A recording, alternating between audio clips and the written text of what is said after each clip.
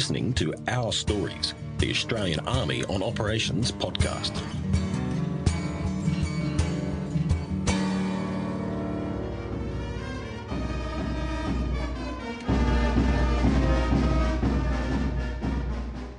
This is Task Group Taji Rotation 4, a combined force of Australian and New Zealand military personnel on a training mission here in Iraq. We're here at the request of the Iraqi government as part of Operation Okra, led by Joint Task Force 633. Operation Okra is Australia's contribution in the Middle East region to international coalition efforts against Daesh and its campaign of terrorism. Now, we've just heard some sound from a graduation ceremony that took place here at Taji recently. There were more than 100 Iraqi soldiers who graduated from the Junior Leaders course that was run by the Task Group. And to tell us more, we're now joined by Lieutenant Colonel Chris Gardiner, who's the commanding officer of the Training Task Unit here. So first of all, Colonel Gardiner, tell us a bit more about the graduation ceremony and why it was significant. The importance here today was quite immense for those that did graduate. They've just completed approximately 3 months of fairly intense training here at the Non-Commissioned Officer Academy, completing the Junior Leaders course. They've gone from everything that we would expect from that cadre of rank to be able to lead soldiers into battle and also keep them alive. So from this point on, they now have a cadre of new junior leaders that can go forward into their organisations and lead from the front. The Junior Leaders course then, how would you describe that? What kind of training is delivered to the Iraqis?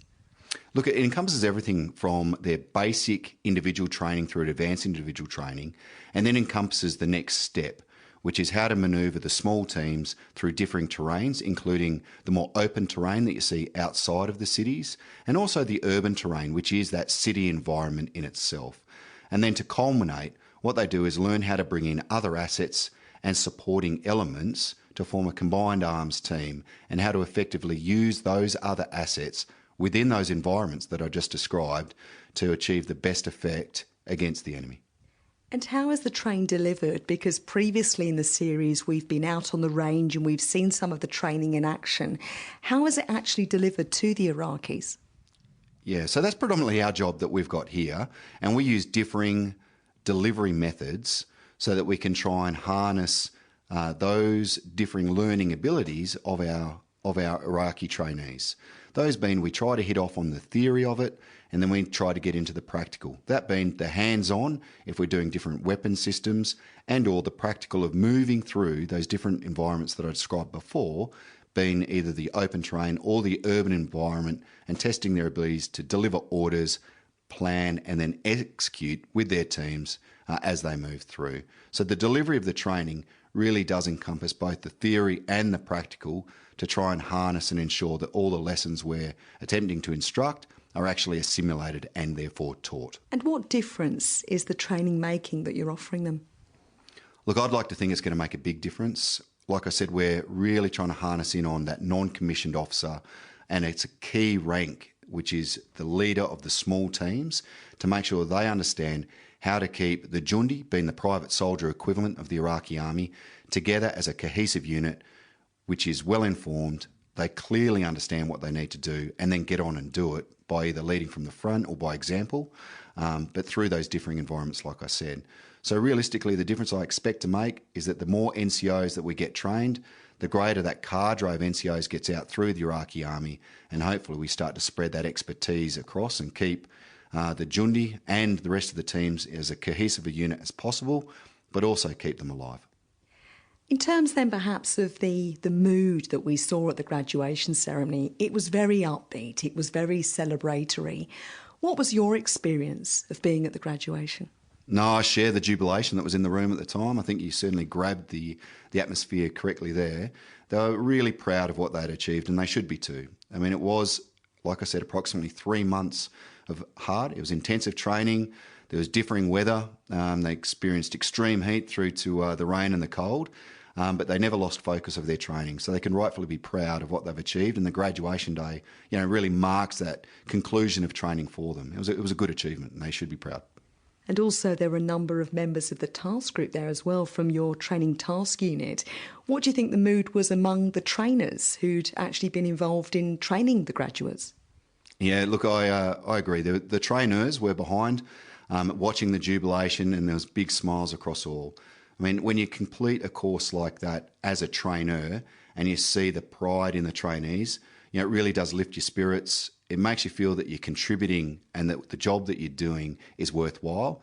And I share that with the trainers. We really feel that the mission set that we've got here is a critical piece to the whole Iraqi security forces moving forward here in Iraq.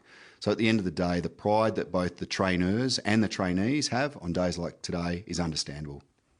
And tell us a bit more about your own background and what brought you to being the commanding officer of the training task unit. Yeah, Sharon. So, 1st Armoured Regiment, which I'm the commanding officer of, was nominated as the mounting headquarters for Task Group Taji Rotation 4. Therefore, what we've done here is moved across after being the mounting headquarters and formed a team that's predominantly based on 1st Brigade. We truly are a combined arms team here with assets from across the brigade being one team. We trained hard. We experienced about a 6-week intensive lead-up training to get here, which really solidified the team and the training that we conducted. But essentially, we're all focused, and we're focused on getting in here, training those that we're given, and ultimately trying to improve the conditions and the training standard of the Iraqis that we have. What about your own deployment history? Look, this is my 3rd deployment. I've previously been Iraq, but further south in Basra, and I've been across to Afghanistan, predominantly out of Kandahar. This does bring a sort of different personal element to it.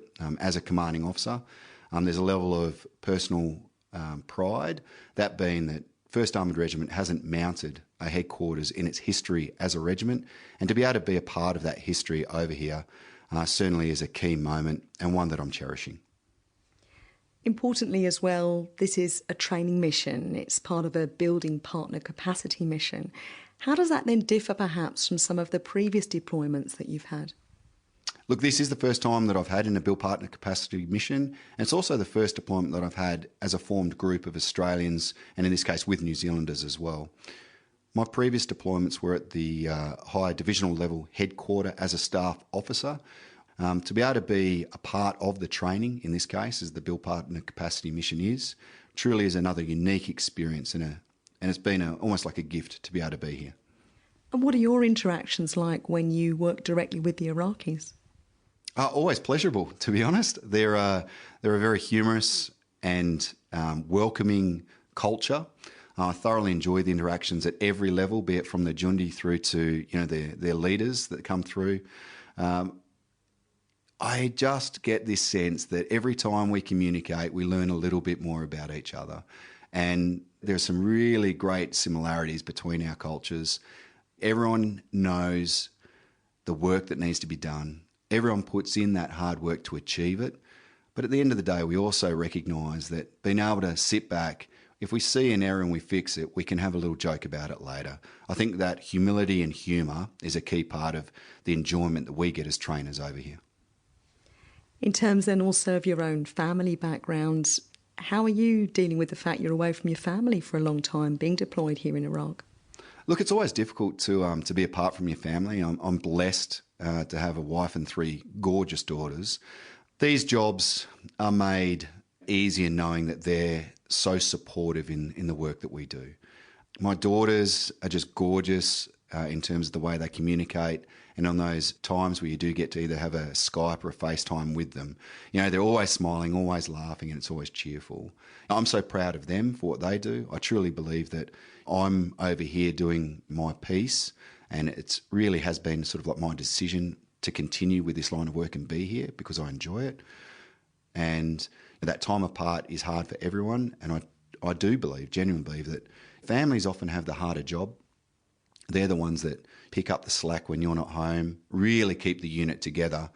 And for that, I can only be thankful for everything that they do to enable me and obviously every other person that's here with a family to do the jobs that they do. So to all the families back home, thank you. Lieutenant Colonel Chris Gardiner, thank you very much. This is Captain Sharon Mascaldair reporting from Task Group Taji, Rotation 4. This podcast is produced by the Australian Army and is copyright the Commonwealth of Australia.